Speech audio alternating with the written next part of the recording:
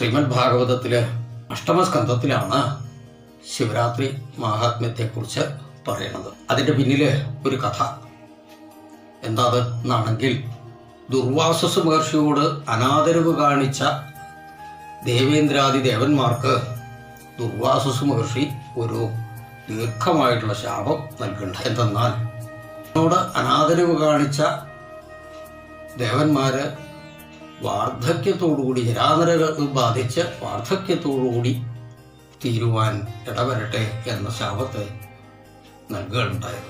ദേവേന്ദ്രാദികൾ ദുർവാസസ് മഹർഷിയോട് ശാപമോക്ഷം നൽകണം എന്ന് അദ്ദേഹത്തിൻ്റെ തൃക്കാൽക്കൽ നമസ്കരിച്ച് അപേക്ഷിച്ചപ്പോൾ പാലാഴി മഥനം ചെയ്ത് അതിൽ നിന്നുത്ഭവിക്കുന്ന അമൃത് സേവിച്ചാൽ നിങ്ങൾക്ക് നിങ്ങളുടെ പൂർവ്വരൂപം കൈവരും എന്ന ശാപമോക്ഷത്തെയും നൽകി ദുർവാസസ് മഹർഷി അപ്രത്യക്ഷനായി.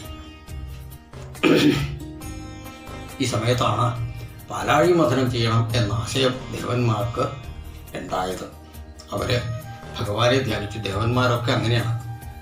അതത് സമയം ആ ഭഗവാനോട് ഒന്ന് അറിയിച്ച് ഭഗവാന്റെ അറിയിപ്പ് എന്താണ് എന്ന് മനസ്സിലാക്കി അതിനനുസരിച്ച് പ്രവർത്തിക്കുവാനുള്ള കഴിവ് ദേവന്മാർക്കുള്ളത് കൊണ്ടാണ് എന്നും ഭഗവാൻ ദേവന്മാരോട് കൂടെയാണ് എന്ന് നമുക്കൊക്കെ തോന്നണത്. അപ്പോൾ ഭഗവാനെ ധ്യാനിച്ചു. പാലാഴി മഥനം ചെയ്യുവാൻ നിങ്ങൾ ശ്രമം തുടങ്ങിക്കോളൂ, ഞാൻ വേണ്ടത് ചെയ്തു തന്നോളാം എന്ന് ഭഗവാൻ അവർക്ക് അറിയിപ്പ് നൽകി. ഇതിലൊക്കെ ചെയ്താൽ മതി എന്ന് ഭഗവാൻ അവർക്ക് നിർദ്ദേശം നൽകുകയും ചെയ്തു. പാലാഴിയിൽ മന്ധരപർവ്വതത്തെ കടകോലാക്കിക്കൊണ്ട് ആരംഭിക്കുകയാണ്. നിങ്ങൾ മാത്രം ആയ മതിയാവില്ല, അതുകൊണ്ട് അസുരന്മാരെ കൂടി ഉൾപ്പെടുത്തിക്കൊണ്ട് നിങ്ങൾ രണ്ടു കൂട്ടരും കൂടി മഥനം ചെയ്യുക. അതിൽ നിന്ന് നിങ്ങൾക്ക് അമൃത് ലഭിക്കുകയും നിങ്ങളുടെ പൂർവ്വരൂപം സിദ്ധിക്കുകയും ചെയ്യും എന്ന് ഭഗവാൻ അനുഗ്രഹിച്ച് അപ്രത്യക്ഷനാവുകയും ചെയ്തു. അങ്ങനെ അസുരരാജനായിരിക്കുന്ന മഹാബലി ചക്രവർത്തിയുടെ മുൻപാകെ ചെന്ന് ഈ ആവശ്യം ദേവേന്ദ്രൻ ഉന്നയിച്ചു. മഹാബലി ചക്രവർത്തി സമ്മതിച്ചു. അങ്ങനെ മന്ധരപർവ്വതത്തെ കടകോലാക്കിക്കൊണ്ട് പാലാഴിയിൽ വാസുകിയെ കയറാക്കിക്കൊണ്ട് മഥനം ചെയ്യുവാൻ ആരംഭിക്കുകയാണ്. അങ്ങനെ കാലങ്ങളോളം നീണ്ടുനിന്ന ആ പാലാഴി മഥനം ഈ സമയത്ത് തൈര് കടഞ്ഞ് വെണ്ണ ഉണ്ടാവണത് പോലെ ആ പാലാഴി മഥനവേളയിൽ ഭൗതികങ്ങളായിട്ടും ആധ്യാത്മികങ്ങളുമായിട്ടും ഉള്ള പല പല ഉൽപ്പന്നങ്ങളും അതിൽ നിന്ന് രൂപം കൊണ്ടു. അതൊക്കെ ഭഗവാൻ നിർദ്ദേശിച്ച പ്രകാരം ഇന്ന ഉൽപ്പന്നം ഇന്നയാൾക്ക്, ഇന്ന ഉൽപ്പന്നം ഇന്നയാൾക്ക് ഇങ്ങനെ ഭഗവാൻ നിർദ്ദേശിച്ചിട്ടുണ്ട്. അപ്പോൾ അതിൽ നിന്ന് മദ്യം വന്നു, അത് അസുരന്മാർക്ക് നൽകിക്കോളാം ഭഗവാൻ നിർദ്ദേശിച്ചു. അത് അസുരന്മാർക്ക് നൽകി. ഐരാവതം ഉയർന്നു വന്നു, അതിൻ്റെ അവകാശി ദേവേന്ദ്രനാണ്, ദേവേന്ദ്രന് കൊടുത്തു. ഉച്ചൈശ്രവസ് അത് അതിൻ്റെ അധികാരികൾക്ക് കൊടുത്തു. ഇങ്ങനെ അതിൽ നിന്ന് ഉയർന്നു വരുന്ന ഉൽപ്പന്നങ്ങളൊക്കെ അതിന് അവകാശപ്പെട്ടവർക്ക് ആയി വീതിച്ചു കൊടുക്കുകയും ചെയ്തു. അതിൽ നിന്ന് ഉത്ഭവിച്ചതാണ് ശ്രീ ലക്ഷ്മീദേവി, ഐശ്വര്യം. ഐശ്വര്യത്തിൻ്റെ ദേവത ആർക്കാ വേണ്ടത്? എല്ലാവർക്കും മോഹമാണ്. എന്നാൽ അതിന് അവകാശിയായിട്ടുള്ളവരാരാ? അതിൽ സംശയമൊന്നുമില്ല, അതിൽ ഭഗവാൻ തന്നെയാണ് അതിന് അവകാശിയായിട്ടുള്ളത്. എന്തുകൊണ്ട്? കുണ്ഠിതമില്ലാത്ത ലോകത്തിൻ്റെ അധിപനായതുകൊണ്ട്, വൈകുണ്ഠ ലോകത്തിൻ്റെ അധിപനായതുകൊണ്ട് കുണ്ഠിതമില്ലാത്തവർക്കാണ് ഐശ്വര്യം ഉണ്ടാവുക. അപ്പോൾ വൈകുണ്ഠ ലോകത്തിൻ്റെ അധിപനാരോ അയാൾക്കാണ് ഐശ്വര്യദേവതയായിരിക്കുന്ന ലക്ഷ്മിയുടെ അവകാശം. അത് മനസ്സിലാക്കി ആ ലക്ഷ്മി ദേവി ഭഗവാന്റെ അടുക്കലേക്ക് പോയി. ഈ സമയത്താണ്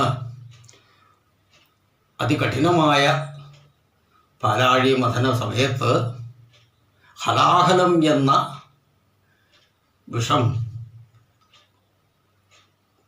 വാസുകിയിൽ നിന്ന് പുറപ്പെട്ടു. ഈ സമയം എന്താ വേണ്ടതെന്നറിയില്ല. അത് ഒരു തുള്ളി പ്രപഞ്ചത്തിൽ വീണാൽ പ്രപഞ്ചം മുഴുവൻ വെണ്ണീറാവും എന്ന് എല്ലാവർക്കും മനസ്സിലായി. എന്താ ചെയ്യേണ്ടത് നിശ്ചയില്ല. എല്ലാ ദേവന്മാരും കൂടി ഭഗവാനെ വീണ്ടും ധ്യാനിച്ചു.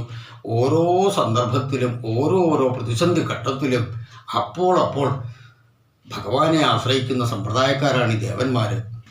അതുകൊണ്ട് അപ്പോൾ ഒക്കെ ഭഗവാൻ വന്ന് വേണ്ട രീതിയിലൊക്കെ ചെയ്തു പറഞ്ഞു മനസ്സിലാക്കി കൊടുക്കുക, അല്ലെങ്കിൽ ചെയ്തു കൊടുക്കേണ്ടതാണെങ്കിൽ ചെയ്തു കൊടുക്കുക. ഇതൊക്കെ ഭഗവാൻ നിർവഹിച്ചുകൊണ്ടേയിരുന്നു. അതിൻ്റെ ഫലമായിട്ടാണല്ലോ 10 അവതാരങ്ങളും അതുകൂടാതെ അപ്രസക്തങ്ങളായിട്ടുള്ള അവതാരങ്ങൾ വേറെയും ഒക്കെ ഇതിൻ്റെ ഫലമായിട്ടുണ്ടായതാണ്. ഈ ദേവന്മാരെ അനുഗ്രഹിക്കുക എന്ന ആഗ്രഹിച്ചുകൊണ്ട് ഭഗവാൻ ഓരോരോ സമയത്ത് ഓരോരോ വേഷം ധരിച്ചു വരിക, അവരെയൊക്കെ അനുഗ്രഹിക്കുക.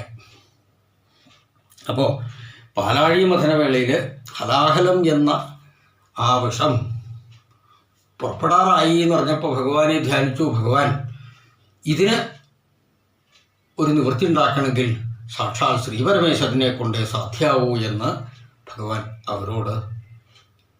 അവർക്ക് വേണ്ട നിർദ്ദേശം നൽകുകയും ചെയ്തു. കൈലാസത്തിൽ ചെല്ലുക, ശ്രീപരമേശ്വരനെ ധ്യാനിക്കുക, ശ്രീപരമേശ്വരൻ്റെ അനുഗ്രഹം നേടിയാൽ ഇതിനൊരു നിവൃത്തി ഉണ്ടാവും എന്ന് ഭഗവാനിൽ നിന്ന് മനസ്സിലാക്കിയ ദേവന്മാരൊക്കെ കൈലാസത്തിലേക്ക് പോയി. അവിടെ ചെന്ന് ഭഗവാനെ നന്നായൊന്ന് സ്തുതിച്ചു. പരമപുരുഷനായിരിക്കുന്ന ശ്രീപരമേശ്വരനെ നന്നായൊന്ന് സ്തുതിച്ചു. പരമേശ്വരൻ എല്ലാവരെയും സ്വീകരിച്ചു. ഇങ്ങനെയൊക്കെയാണ് പാലാഴി മഥനവേളയിൽ വാസുകിയിൽ നിന്ന് ഹലാഹലം എന്ന വിഷം പുറപ്പെടുവാൻ തയ്യാറായി നിൽക്കണു. ഇതിനെ ലോകത്തിനെ രക്ഷിക്കുവാൻ, ഈ പ്രപഞ്ചത്തിനെ രക്ഷിക്കുവാൻ ശ്രീപരമേശ്വരനെ കൊണ്ടേ ആവൂ എന്ന് ഭഗവാന്റെ നിർദ്ദേശമനുസരിച്ച് എത്തിയതാണ്. ഇത് കേട്ട മാത്രയിൽ തന്നെ ശ്രീപരമേശ്വരൻ 2 കൈയും തലയിൽ തൊഴുതു പിടിച്ചുകൊണ്ട് നാരായണ നാരായണ എന്ന മന്ത്രം ഉരുവിട്ടുകൊണ്ടേയിരുന്നു. ലോകത്തിൻ്റെ മുഴുവൻ രക്ഷയ്ക്ക് താനേ ഉള്ളൂ എന്ന് ഭഗവാൻ മനസ്സിലാക്കി അതിന് തന്നെ ചുമതലപ്പെടുത്തിയില്ലോ എന്ന ആ ചാരുതാർത്ഥ്യം കൊണ്ടാണ് ഭഗവാൻ അങ്ങോട്ട് ആ വൈകുണ്ഠനാഥനായിരിക്കുന്ന ഭഗവാനെ അങ്ങോട്ട് സ്തുതിച്ചു.